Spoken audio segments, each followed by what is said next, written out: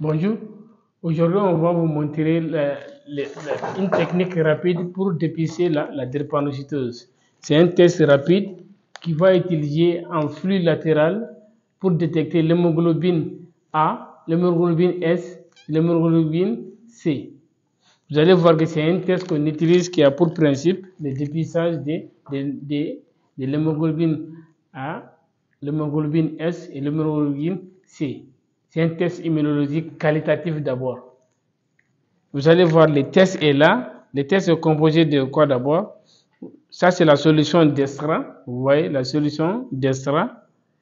Voici les kits. Avant l'emploi, vous allez préparer d'abord votre liquide d'extraction. D'accord? Maintenant, vous avez besoin d'abord, dans les kits, vous allez voir des pipettes comme ça.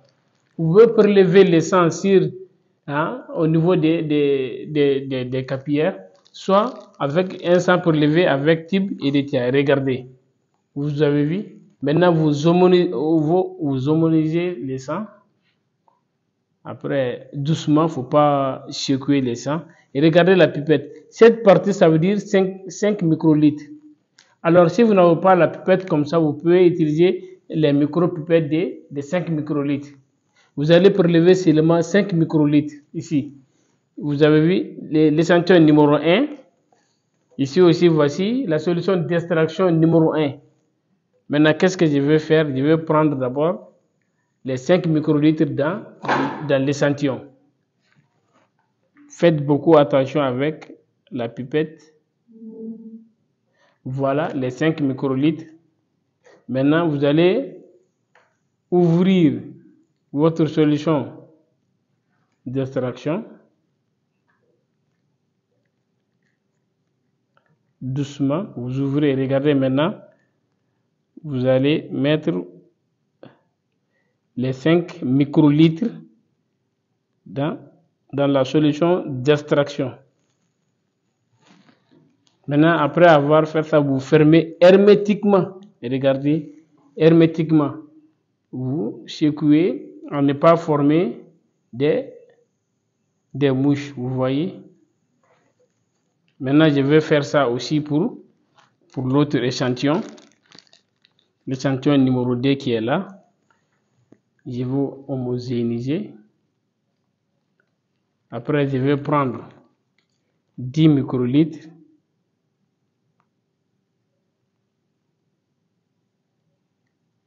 Non. Voici sa solution d'extraction aussi qui est numérotée. Je vais mettre les 5 microlitres. Après, je vais fermer hermétiquement. Et puis, vous mélangez, vous voyez. Maintenant, voici les deux solutions. 1 et puis 2. Maintenant, préparation des tests. Préparation des tests maintenant. Une fois que vous faites, ne faites pas sortir les tests lorsque vous n'allez pas l'utiliser. Et puis, vous allez identifier les tests aussi. Ça, c'est pour les 1. Ici, ça, c'est pour les tests D. Vous voyez? Maintenant, regardez le bouchon qui est là. C'est là où vous allez enlever. Et regardez. Vous voyez? Vous cachez cette partie. Maintenant, regardez. Ne vous trompez jamais dans les tests. Regardez, 1 dans 1. Chaque fois que vous avez l'échantillon, vous numérotez aussi la solution d'extraction conformément par rapport à l'échantillon. Vous allez mettre 5 gouttes. 1, 2, 3, 4. Vous voyez, c'est bon. Pour le kit numéro 2 aussi. Ici aussi, regardez, vous allez pincer ici. C'est cassé, vous voyez. Maintenant, vous allez mettre ici aussi 5 gouttes. 1, 2, 3, 4, 5. Maintenant, on va attendre 5 minutes. Seulement 5 minutes.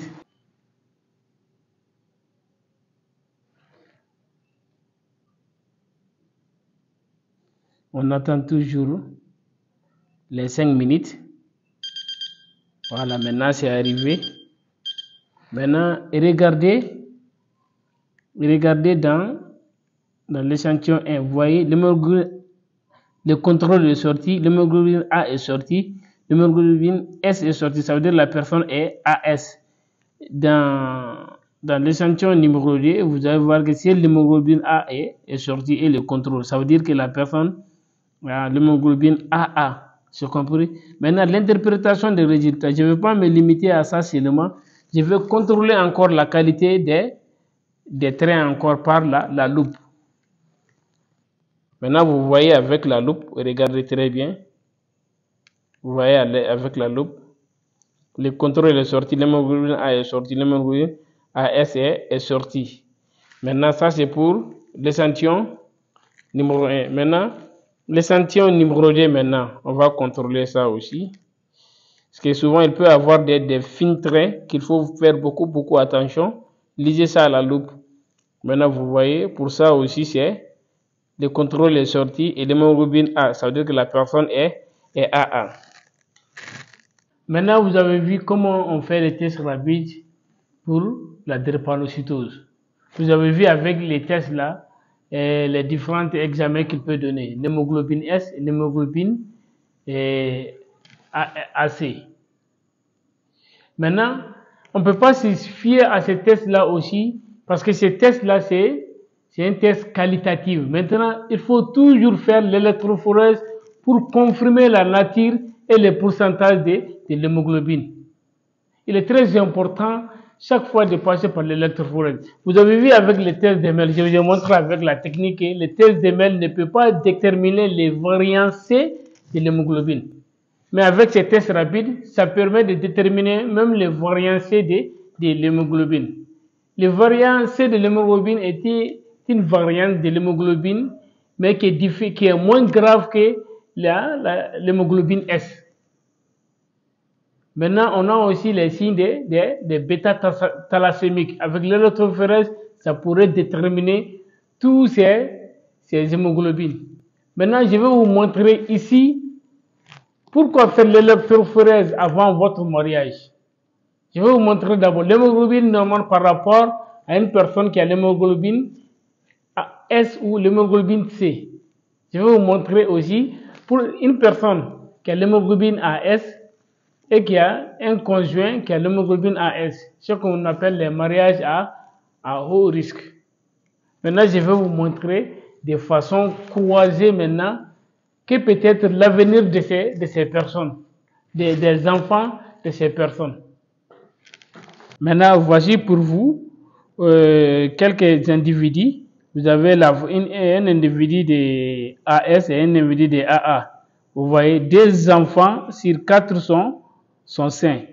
Ils sont les AA. Après, les autres là, ce sont les porteurs sains. Maintenant, pour un individu de SS qui est marié à une personne qui est AA, la forme normale, vous voyez, tous les enfants sont des porteurs sains, AS. Maintenant, vous voyez un porteur asymptomatique, vous voyez la forme AS, contre une personne qui a les traits de bêta-thalassémie.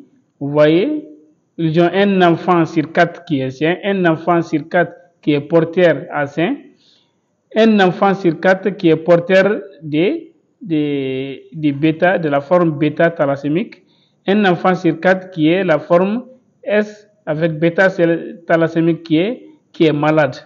Maintenant, regardez, cas où la personne qui est un porteur sain avec AC, ça veut dire que c'est les variants C de l'hémoglobine. Vous voyez, un seul enfant sur 4 est sain. Un seul sur 4 est porteur de l'hémoglobine AC. Un enfant sur 4 est porteur sain. Un enfant sur 4 est la forme SC. Ça veut dire que donc, c'est l'enfant malade. Voici pour vous les erreurs qu'il ne faut jamais faire. Des personnes SS. Tous les enfants sont malades. Tous les enfants, que Dieu nous en garde, tous les enfants sont malades. Maintenant, voici encore un mariage à risque. Sujets normaux ayant l'hémoglobine AC et l'hémoglobine AS. Vous voyez, mariage à risque. Si ces personnes, ils auront seulement un enfant, un enfant qui est normal, qui est AA. Tous les autres, vous voyez, c'est AC, SC et puis AS. C'est un mariage à risque. D'où l'importance de faire d'abord l'électrophorèse entre les couples avant de vous marier. Voici un mariage à haut risque entre deux individus qui sont AS et AS. Vous voyez, un enfant seulement sera, ils ont un enfant seulement qui sera normal, l'hémoglobine AA.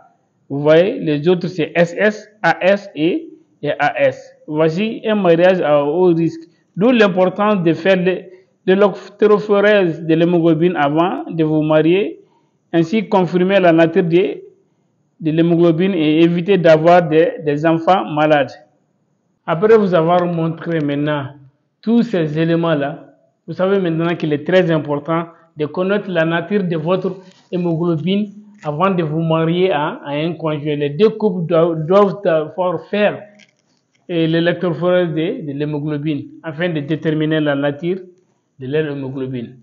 Maintenant, vous avez vu aussi les personnes atteintes de l'hémoglobine S et du variant C ainsi que de la forme thalassémique.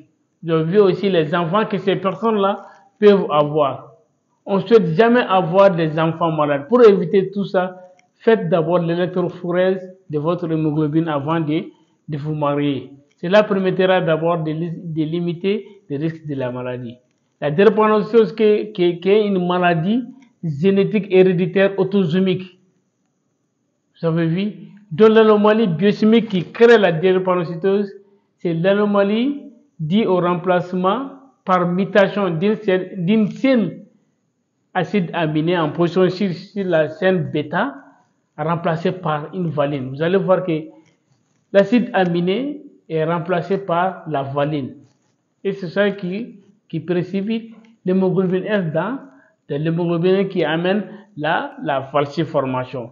Et vous voyez que ces personnes aussi, cette précipitation protège souvent ces personnes-là du paludisme.